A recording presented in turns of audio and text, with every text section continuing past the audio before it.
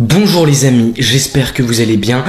Aujourd'hui on se retrouve pour une nouvelle vidéo. Aujourd'hui on va revenir sur l'épisode 1 de Secret Invasion. Alors pourquoi je la sors cette vidéo aujourd'hui alors que l'épisode est sorti hier? C'est très simple et à la fois un peu compliqué d'ailleurs. C'est que j'avais tourné la critique à chaud et en fait j'avais fait beaucoup de critiques.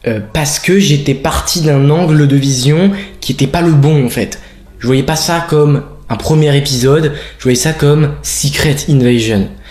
Et en le revoyant une deuxième fois avec plus de recul et avec une autre vision, eh ben j'ai kiffé. Je trouve que cet épisode, il est très très bon. Alors c'est pas du tout ce à quoi je m'attendais. Pour quelle raison?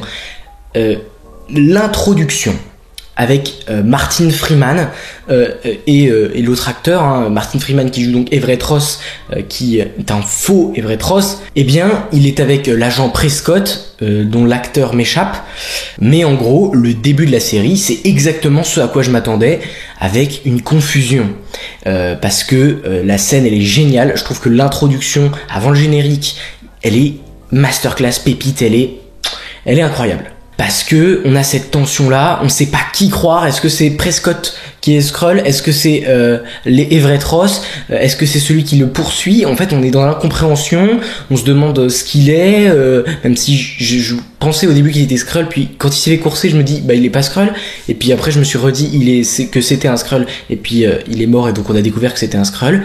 Et en fait je trouve que cet épisode finalement il est bien construit, parce que en fait à la fin de l'épisode on a les bases pour commencer la série Secret Invasion.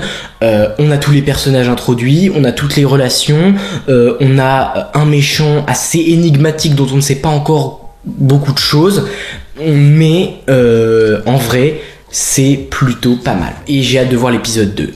Mais moi je trouve gros coup de cœur sur Ben Mendelsohn qui joue Talos. Je trouve que voilà c'est très très bien. Au niveau aussi, moi j'aime bien Nick Fury. Après c'est Nick Fury quoi, c'est une Samuel L. Jackson. J'aime pas mal Emilia Clarke dans son interprétation.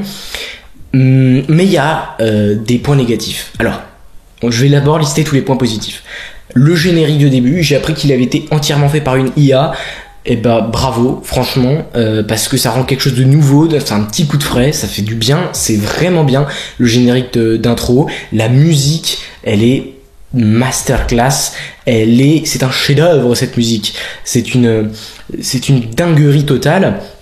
Ensuite le côté Skrull enfin voilà, ce que je reprochais dans ma critique que j'avais tournée avant et que finalement j'ai décidé de pas sortir, c'est qu'il y a pas ce à quoi je m'attendais, en mode cette espèce de psychose où on ne sait pas qui croire, qui est un Skrull, qui ne l'est pas. Et en fait ce que je me suis dit après coup, c'est qu'en fait effectivement il faut laisser le temps. Il y aura des passages comme ça où on ne sait pas qui croire, mais pour l'instant on pose les bases de la série, donc voilà, c'est solide. Il y a beaucoup de scènes que j'aime beaucoup, et puis alerte spoiler, enfin je l'ai mis dans la description dans tous les cas, mais l'agent Hill, Maria Hill, meurt à la fin.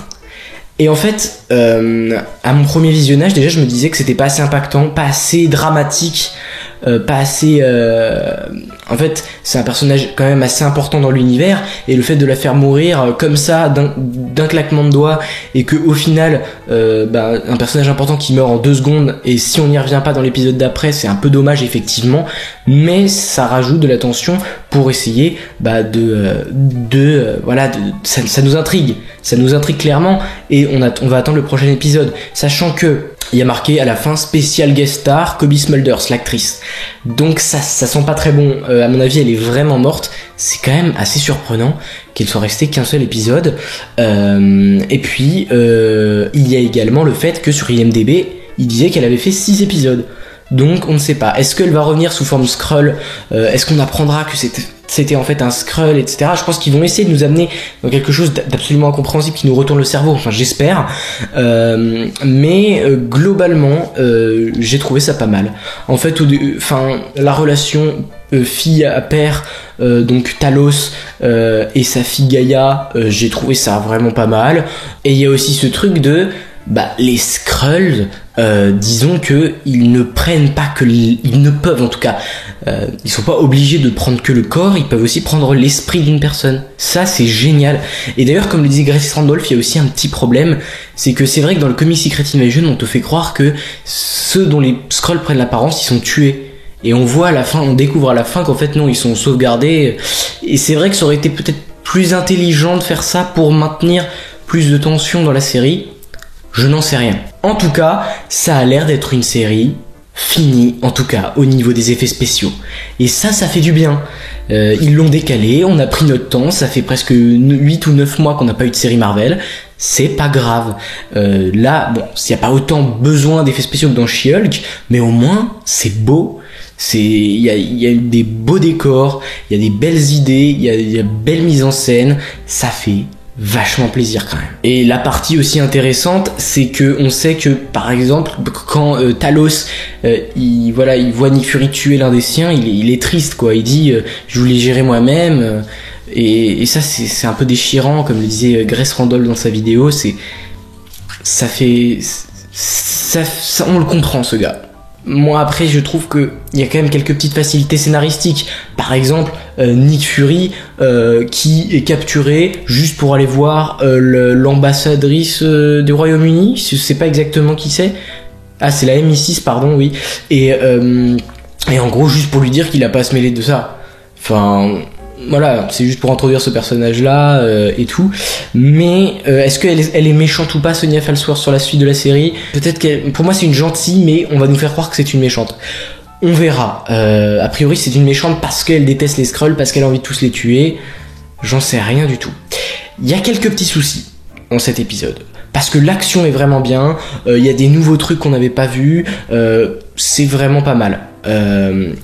Donc pour parler de Martin Freeman également, hein, j'adore cet acteur, je vous l'ai dit, donc j'espère le voir un jour dans un projet où il a plus d'importance que pour l'instant, mais rien que la scène d'intro, elle te met dans le bain, elle met vraiment quelque chose de très intéressant. Pour moi, avec le recul, j'aurais pas du tout dit ça ce matin en le voyant, mais c'est le meilleur, enfin le matin, puisque je tourne la vidéo la veille d'où sort cette vidéo, mais bref, c'est le meilleur épisode d'intro de toute série Marvel confondue à mon avis. Ça se vaut avec Loki et derrière il y a Moon Knight, mais très très bon épisode d'introduction. J'ai hâte de voir ce que ça va donner par la suite. Mais encore une fois, j'attendais ce côté psycho, ce côté on ne sait pas qui croire, qui était hyper important dans les comics et qui arrivait d'un seul coup dans la bande dessinée, et qui là n'était pas trop présent. Et dans cet épisode-là, en fait, c'était plus éviter l'attentat, mais on sait qui sont les Skrulls, on les a reconnus, et du coup c'est ça qui m'a un peu gêné. À voir le fait aussi que les Skrulls dans leur QG, ils sont pas sous forme de Skrulls. Elle explique qu'ils peuvent se faire repérer plus facilement, mais alors pourquoi il y en a certains qui sont sous apparence Skrull? C'est surtout le budget de la série, voilà, c'est du maquillage, c'est des effets spéciaux en plus, donc c'est pour ça en fait. Mais globalement c'est pas grave. Après, ce qui me gêne un peu, c'est que Talos, on le voit à aucun moment sous forme Skrull pour le moment, pareil pour Gaïa. Bon, voilà. Ensuite, le fait que pourquoi ils sont que 3?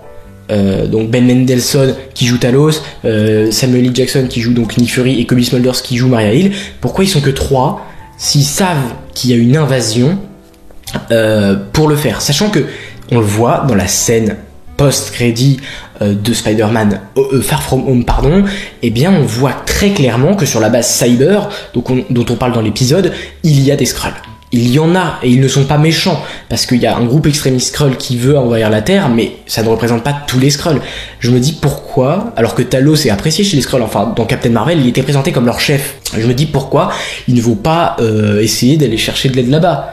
Enfin, c'est un peu bizarre. Mais globalement, il n'y a rien qui m'a énormément choqué. C'est juste que voilà, les enjeux de ce premier épisode ne sont pas énormes, mais à la fois c'est logique, c'est un épisode d'introduction. Et ça, c'est ce que j'avais pas réellement compris au début. Voilà. Donc pour ça c'est pas mal. Olivia Colman qui joue Sonya Falsworth, bon, à voir. C'est pas forcément un coup de cœur, mais on va voir ce qu'elle peut donner par la suite. On sait qu'elle reviendra.